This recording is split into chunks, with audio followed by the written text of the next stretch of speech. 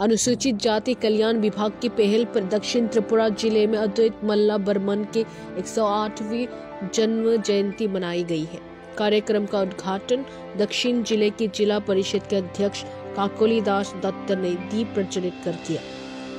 मंच पर बिलोनिया नगर परिषद के अध्यक्ष निखिल चंद्र गोप, अनुमंडल शासक मानिकलाल दास, अनुविभागीय शासक मानिकलाल दास, विशिष्ट लेखक कृष्ण कुसुम पाल, दक्षिण जिला शिक्षा अधिकारी लक्ष्मण चंद्र दास, समाज सेवक गौतम सरकार और अन्य लोग उपस्थित थे। सभी उपस्थित व्यक्तियों ने अद्वैत मल्ला बर्मन की जीवनी पर विस्तार से चर्चा की।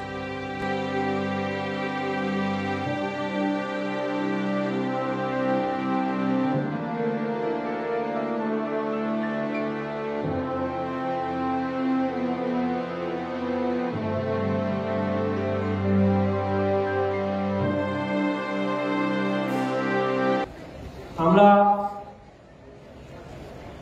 অদ্বৈত মল্ল বর্মনের যে নাম অদ্বৈত মল্ল বর্মন, অদ্বৈতের মধ্যে